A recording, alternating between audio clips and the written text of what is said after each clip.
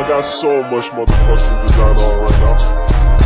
Bring it down, bring it down, bring it down. I got 3 whole thoughts on the block, bitches on my line, and you know. Assalamualaikum warahmatullahi wabarakatuh. Perkenalkan, nama saya Atika Natasha dari kelas PAI 2102A atau PAI A. Nah, jadi kali ini saya akan menyelesaikan tugas UTS, yaitu menyampaikan materi dari kelompok 1 sampai kelompok 8. Jadi di sini kita akan membahas tentang kelompok 1 terlebih dahulu, yaitu membahas tentang pengertian dan hakikat pengelolaan pembelajaran. Nah, di sini ada yang tahu tidak apa itu pengelolaan pembelajaran? Nah, jadi pengelolaan pembelajaran itu adalah proses perencanaan, pelaksanaan, dan evaluasi proses pembelajaran untuk mencapai tujuan pendidikan yang diinginkan. Nah, guru harus melakukan persiapan yang matang sebelum mengajar, seperti yang pertama yaitu perencanaan pembelajaran. Nah, jadi perencanaan pembelajaran ini adalah langkah awal dalam pengelolaan pembelajaran. Jadi guru atau pengajar perlu merancang tujuan pembelajaran, isi kurikulum, terus metode pengajaran, serta materi yang akan digunakan. Nah, terus yang kedua yaitu perorganisasian pembelajaran. Nah, setelah perencanaan pembelajaran tadi, di sini juga melibatkan perorganisasian sumber daya dan waktu. Terus hal ini melibatkan seperti menentukan jadwal pelajaran, terus alokasi sumber daya seperti buku teks, terus perangkat pembelajaran, dan teknologi. Nah, terus yang ketiga yaitu pelaksanaan pembelajaran. Nah, pelaksanaan pembelajaran ini adalah tahap di mana guru atau pengajar itu menjalankan perencanaan pembelajaran yang telah disiapkan. Nah, disinilah guru dan siswa itu saling berinteraksi. Nah, yang keempat yaitu evaluasi pembelajaran. Nah, evaluasi ini adalah langkah penting untuk mengukur keberhasilan pembelajaran. Nah, evaluasi ini mencakup penilaian hasil belajar, terus baik melalui ujian, terus tugas atau metode lainnya. Setelah di sini kita akan membahas tentang kelompok 2, yaitu tentang pengertian belajar mengajar. Nah, dalam proses belajar mengajar tentunya kita itu mengetahui pengertian dari pendekatan pembelajaran, macam-macam pendekatan pembelajaran, serta jenis-jenis pendekatan pembelajaran. Nah, jadi di sini kita akan membahas terlebih dahulu pengertian dari pendekatan pembelajaran. Nah, pendekatan dalam pembelajaran ini adalah cara atau metode yang digunakan untuk mengajar atau memfasilitasi proses pembelajaran. Nah, pendekatan ini mencakup berbagai strategi, teknik, dan filosofi yang digunakan oleh pendidik untuk mencapai tujuan pembelajaran. Nah, selanjutnya itu ada contoh dalam pendekatan pembelajaran. Yang pertama yaitu pendekatan konstruktivistik. Nah, jadi pendekatan ini menekankan pada peran aktif. Jadi pendekatan ini menekankan pada peran aktif siswa dalam membangun pemahaman mereka sendiri. Terus yang kedua yaitu pendekatan behavioristik. Nah, jadi pendekatan behavioristik ini dalam pembelajaran menekankan peran respon dan perilaku siswa sebagai hasil rangsangan dan penguatan. Terus yang ketiga, pendekatan kognitif. Nah, pada pendekatan kognitif ini berfokus pada pemahaman dan pengelolaan informasi yang terjadi dalam pikiran siswa.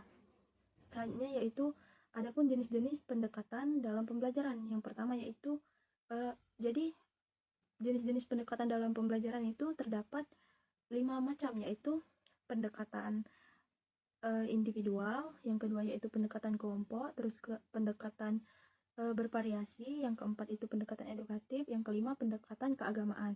Mungkin itu saja. Kita selanjutnya akan membahas tentang kelompok 3. Selanjutnya kita akan membahas tentang kelompok 3 yaitu metode belajar mengajar.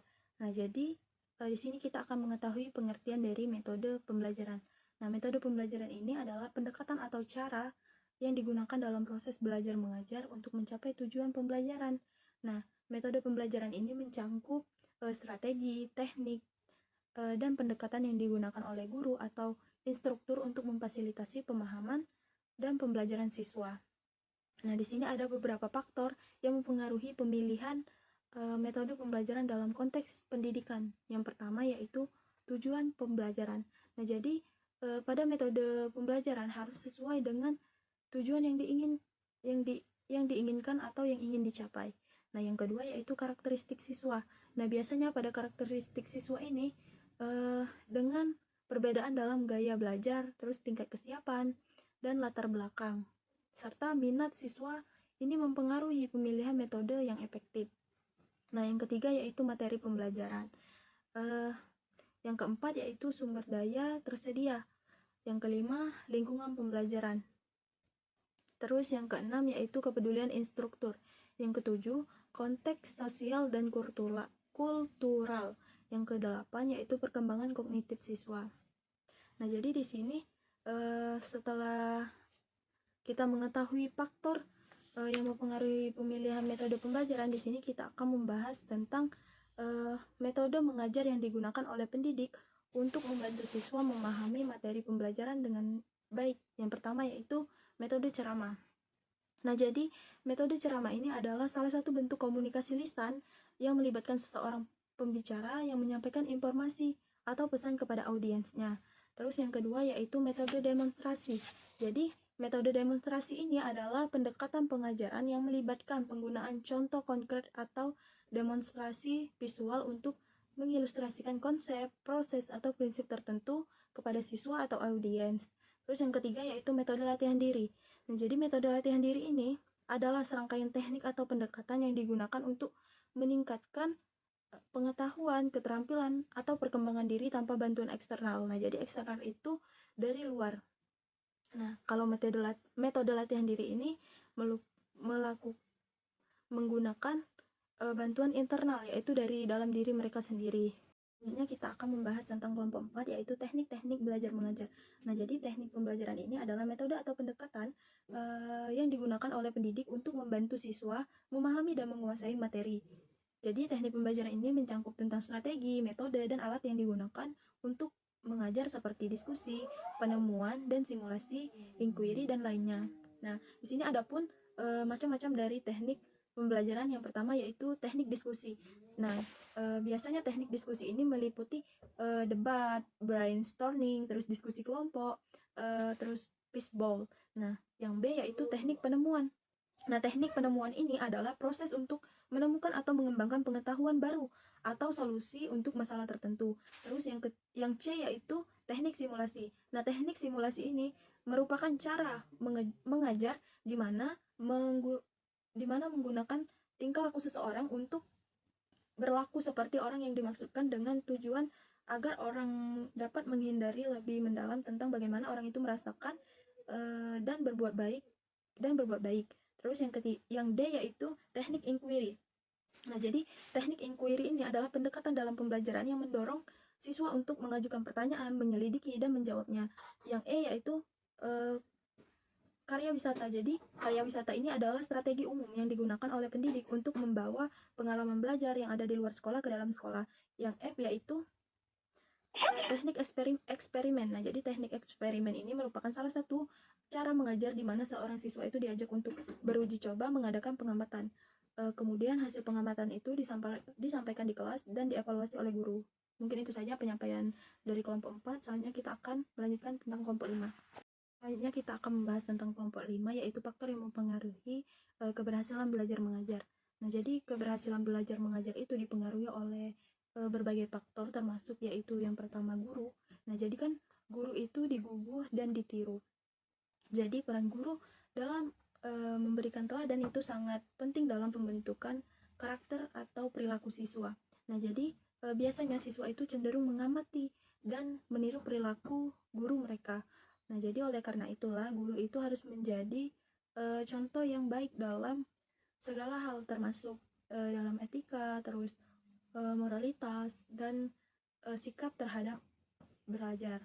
Nah, selain itu juga kan guru itu memegang peran penting dalam mendidik tentang nilai-nilai sosial, terus toleransi, dan etika yang kemudian dapat diadopsikan oleh siswa dalam kehidupan mereka sehari-hari. Nah, jadi oleh karena itulah guru itu berperilaku baik dan memberikan teladan yang positif dalam kehidupan murid itu. Nah, jadi dengan kita memberikan teladan yang baik itu, maka mereka dapat mereka itu dapat berdampak besar pada perkembangan siswa kita. Nah, terus yang kedua yaitu siswa. Jadi siswa ini memiliki minat dalam pembelajaran dan motivasi untuk belajar, cenderung mencapai hasil yang lebih baik. Terus yang ketiga yaitu materi pembelajaran. Jadi materi pembelajaran ini adalah kualitas bahan ajar, kurikulum, dan sumber belajar digunakan memiliki dampak besar. Nah, yang keempat yaitu lingkungan belajar. Jadi lingkungan belajar ini juga berpengaruh penting dalam keberhasilan belajar mengajar. Dan juga di sini ada juga teknologi. Jadi teknologi ini sangat berpengaruh besar terhadap keberhasilan belajar siswa. Jadi semua faktor ini saling berhubungan dan dapat diinteraksikan untuk mempengaruhi keberhasilan belajar mengajar. Di sini kita akan membahas tentang kelompok 6, yaitu pengembangan dan pemanfaatan strategi belajar mengajar. Nah, jadi di sini kita akan mengetahui dulu pengertian dari strategi pembelajaran itu. Nah, jadi strategi pembelajaran ini adalah rencana atau pendekatan yang digunakan oleh pendidik untuk membantu siswa memahami dan menguasai materi pembelajaran. Nah, di sini ada banyak macam strategi pembelajaran yang dapat digunakan oleh pendidik tergantung pada tujuan pembelajaran, konteks, dan kebutuhan siswa. Nah, di sini ada contoh strategi pembelajaran yang umum digunakan. Yang pertama yaitu pembelajaran kooperatif, terus yang kedua pembelajaran berbasis proyek, yang ketiga yaitu pembelajaran berbasis masalah, yang keempat pembelajaran bermain, game-based learning, nah, yang kelima yaitu pembelajaran berbasis kasus, yang keenam pembelajaran daring, e-learning. Nah, seperti kita sekarang ini kan online karena adanya suatu hal. Nah, jadi ini juga bisa dilakukan dengan pembelajaran daring. Nah, di sini juga ada strategi pembelajaran. Ini memiliki berbagai manfaat. Yang pertama yaitu meningkatkan pemahaman, yang kedua meningkatkan motivasi, yang ketiga meningkatkan keterampilan, yang keempat itu individualisasi, yang kelima peningkatan retensi, terus yang keenam pengembangan kreativitas. Mungkin itu saja pemaparan dari kelompok 6. Selanjutnya kita akan membahas tentang kelompok 7. Pada kelompok 7 ini kita akan membahas tentang variasi mengajar dalam pengajaran. Nah, jadi variasi mengajar dan variasi pembelajaran ini adalah dua konsep yang penting dalam pendidikan, saling berkaitan, nah tetapi memiliki perbedaan dalam pendekatannya. Nah, jadi di sini variasi mengajar. Jadi variasi mengajar ini merujuk pada berbagai metode, strategi, dan teknik yang digunakan oleh guru dalam proses mengajar. Nah, tujuannya adalah untuk menjaga minat siswa, terus memfasilitasi pemahaman yang baik, dan menciptakan pengalaman pembelajaran yang menarik. Nah, selanjutnya itu variasi pembelajaran. Nah, jadi variasi pembelajaran ini adalah tentang bagaimana siswa itu menerima, memproses, dan mengasimilasi informasi serta pengetahuan. Nah, jadi dalam esensi variasi mengajar ini adalah pendekatan guru atau instruktur dalam mengajar, sementara variasi pembelajaran adalah pendekatan siswa dalam belajar. Nah, kedua konsep ini penting dalam menciptakan lingkungan pembelajaran yang efektif dan menarik. Nah, jadi variasi mengajar ini memiliki beberapa tujuan penting dalam pembelajaran. Yang pertama yaitu meningkatkan keterlibatan siswa, terus yang kedua itu memahami gaya belajar siswa, dan yang ketiga itu memaksimalkan pemahaman, yang keempat meningkatkan motivasi, terus yang kelima itu mengatasi kesulitan siswa, dan yang keenam itu mempersiapkan untuk dunia nyata. Jadi variasi dalam mengajar ini bertujuan untuk menciptakan pengalaman pembelajaran yang lebih bermakna. Mungkin itu saja penjelasan dari kelompok 7. Kita akan membahas tentang kelompok 8. Ya, kita akan membahas tentang kelompok terakhir, yaitu kelompok 8 tentang pengelolaan kelas. Nah, jadi pengelolaan kelas ini adalah proses merencanakan, mengatur, dan mengelola aktivitas di dalam ruang kelas agar pembelajaran berjalan efektif. Nah, hal ini mencangkup strategi pengaturan siswa, pengelolaan waktu, terus disiplin, komunikasi, serta menciptakan lingkungan belajar yang kondusif. Nah, di sini juga ada tujuan pengelolaan kelas, yaitu meliputi yang pertama menciptakan lingkungan belajar yang aman dan kondusif. Yang kedua itu meningkatkan disiplin. Terus yang ketiga itu meningkatkan efisiensi waktu. Yang keempat meningkatkan partisipasi siswa, dan yang kelima itu mendukung pembelajaran Yang keenam itu membangun hubungan positif. Yang ketujuh membantu siswa berkembang secara sosial dan emosional. Nah, jadi pengelolaan kelas yang baik ini membantu mencapai tujuan dan menciptakan lingkungan yang mendukung perkembangan akademik dan sosial siswa. Nah, selain tujuan ini, terdapat juga prinsip-prinsip pengelolaan kelas yang efektif. Mencakup yang pertama itu konsistensi, yang kedua jelasnya aturan, dan yang ketiga itu pembangunan hubungan yang positif, yang keempat itu keterlibatan siswa, dan yang kelima itu fleksibilitas. Nah, jadi prinsip-prinsip ini membantu menciptakan lingkungan kelas yang kondusif untuk pembelajaran yang efektif dan pengembangan siswa.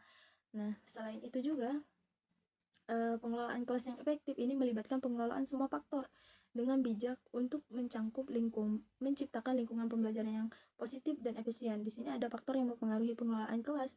Yang pertama yaitu disiplin siswa. Terus yang kedua itu gaya pengajaran guru. Nah, jadi cara seorang guru mengajar dan berinteraksi dengan siswa juga mempengaruhi pengelolaan kelas. Nah, gaya pengajaran yang menarik dan interaktif dapat membantu menciptakan kelas yang positif. Dan yang ketiga yaitu kebijakan sekolah. Mungkin itu saja penjelasan dari kelompok 8. Saya akhiri. Bila ada kata yang salah, saya mohon maaf. Saya akhiri. Wassalamualaikum warahmatullahi wabarakatuh.